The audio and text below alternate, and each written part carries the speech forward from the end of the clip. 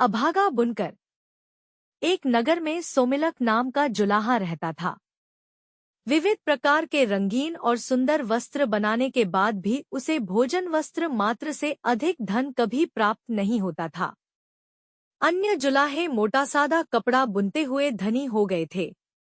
उन्हें देखकर एक दिन सोमलिक ने अपनी पत्नी से कहा, प्रिये, देखो, मामूली कपड़ा बुनने वाले जुलाहों ने भी कितना धन वैभव संचित कर लिया है और मैं इतन सुंदर उत्कृष्ट वस्त्र बनाते हुए भी आज तक निर्धन ही हूँ। प्रतीत होता है यह स्थान मेरे लिए भाग्यशाली नहीं है, अतः विदेश जाकर धनोपार्जन करूंगा। सोमिलक पत्नी ने कहा, प्रियतम, विदेश में धनोपार्जन की कल्पना मिथ्या स्वप्न से अधिक नहीं।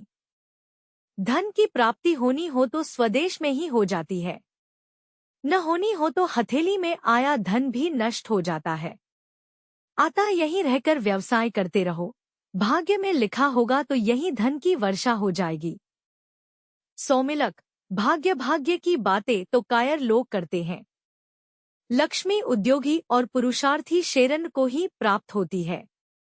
शेर को भी अपने भोजन के लिए उद्यम करना पड़ता है। मैं भी उद्यम करूंगा, विदेश जाकर धन संचय का यत्न करूंगा। यह कहकर सोमिलक वर्धमानपुर चला गया। वहां 3 वर्षों में अपने कौशल से 300 सोने की मुहरें लेकर वह घर की ओर चल दिया। रास्ता लंबा था। आधे रास्ते में ही दिन ढल गया, शाम हो गई। आसपास कोई घर नहीं था। एक मोटे वृक्ष की शाखा के ऊपर चढ़कर रात बिताई। सोते सोते स्वप्न आया कि 2 भयंकर आकृति के पुरुष आपस में बात कर रहे हैं। एक ने कहा, हे पौरुष, तुझे क्या मालूम नहीं है कि सोमिलक के पास भोजन वस्त्र से अधिक धन नहीं रह सकता, तब तूने इसे 300 मुहरें क्यों दी?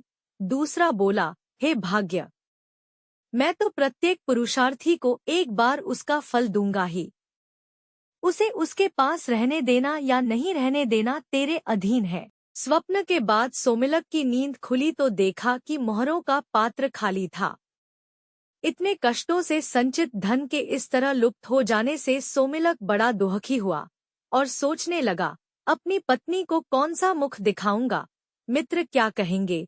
यह सोचकर वह फिर वर्धमानपुर को ही वापस आ गया।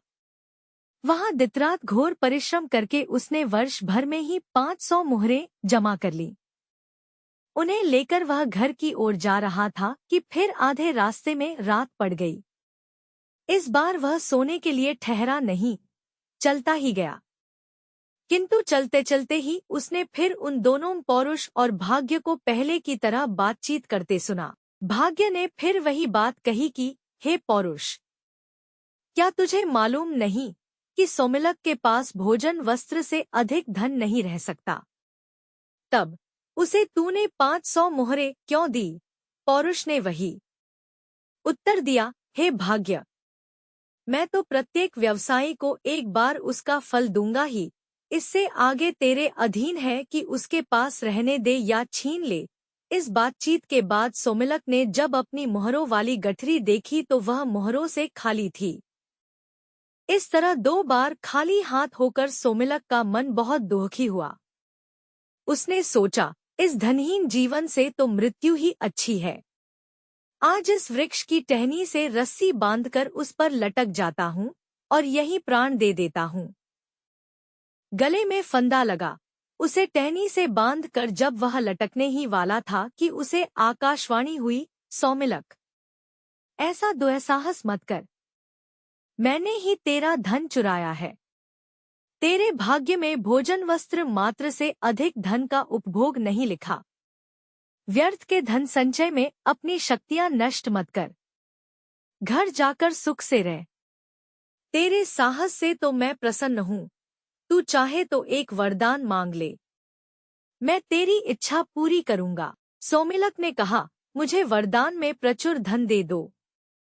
अदृष्ट देवता ने उत्तर दिया, धन का क्या उपयोग? तेरे भाग्य में उसका उपभोग नहीं है। भोगरहित धन को लेकर क्या करेगा? सोमिलक तो धन का भूखा था, बोला, भोग हो या न हो, मुझे धन ही चाहिए। बिना उपयोग या उपभोग के भी धन की बड़ी महिमा है। संसार में वही पूज्य माना जाता है जिसके पास धन का संचय हो। कृपण और अकुलीन भी समाज में आदर पाते हैं। सोमिलक की बात सुनने के बाद देवता ने कहा, यदि यही बात है, धन की इच्छा इतनी ही प्रबल है तो तू फिर वर्धमानपुर चला जा। वहां 2 बनियों के पुत्र हैं, एक गुप्त धन, दूसरा उपभुक्त धन। इन दोनों प्रकार के धनों का स्वरूप जानकर तू किसी एक का वरदान मांगना। यदि तू उपभोग की योग्यता के बिना धन चाहेगा तो तुझे गुप्त धन दे दूंगा, और यदि खर्च के लिए धन चाहेगा तो उपभुक्त धन दे दूंगा। यह कहकर वह देवता लुप्त हो गया। सोमिलक उसके आदेशानुसार फिर वर्धमानपुर पहुंचा। शाम हो गई थी। पूछता पूछता वह गुप्तधन के घर पर चला गया। घर पर उसका किसी ने सत्कार नहीं किया। इसके विपरीत उसे भला बुरा कहकर गुप्तधन और उसकी पत्नी ने घर से बाहर धकेलना चाहा। किंतु सोमिलक भी अपने संकल्पा का पक्का था। सबके विरुद्ध होते हुए भी वह घर में घुसकर जा बैठा। भोजन के समय उसे गुप्तधन ने रूखी सूखी रोटी दे दी। उसे खाकर वह वहीं सो गया। स्वप्न में उसने फिर वही दोनों देव देखे। वे बातें कर रहे थे। एक कह रहा था, हे पौरुष, तूने गुप्तधन को भोग्य से इतना अधिक धन क्यों दे दिया कि उसने सोमिलक को भी रोटी दे दी। पौरुष ने उत्तर दिया, मेरा इसमें दोष नहीं। मुझे पुरुष के हाथों धर्म पालन करवाना ही है, उसका फल देना तेरे अधीन है। दूसरे दिन गुप्तधन पेचिश से बीमार हो गया और उसे उपवास करना पड़ा। इस तरह उसकी क्षतिपूर्ति हो गई। सोमिलक अगले दिन सुबह उपभुक्त धन के घर गया। वहां उसने भोजनादि द्वारा उसका सत्कार किया। सोने के लिए सुंदर शय्या भी दी। सोते सोते उसने फिर सुना, वही दोनों देव बातें कर रहे थे। एक कह रहा था, हे पौरुष, इसने सोमिलक का सत्कार करते हुए बहुत धन व्यय कर दिया है। अब इसकी क्षतिपूर्ति कैसे होगी। दूसरे ने कहा, हे भाग्य, सत्कार के लिए धन व्यय करवाना मेरा धर्म था, इसका फल देना तेरे अधीन है। सुबह होने पर सोमिलक ने देखा कि राजदरबार से एक राजपुरुष राजप्रसाद के रूप में धन की भेंट लाकर उपभुक्त धन को दे रहा था। यह देखकर सोमिलक ने विचार किया कि यह संचरित उपभुक्त धन ही गुप्तधन से श्रेष्ठ है। जिस धन का दान कर दिया जाए या सत्कार्यों में व्यय कर दिया जाए, वह धन संचित धन की अपेक्षा बहुत अच्छा होता है।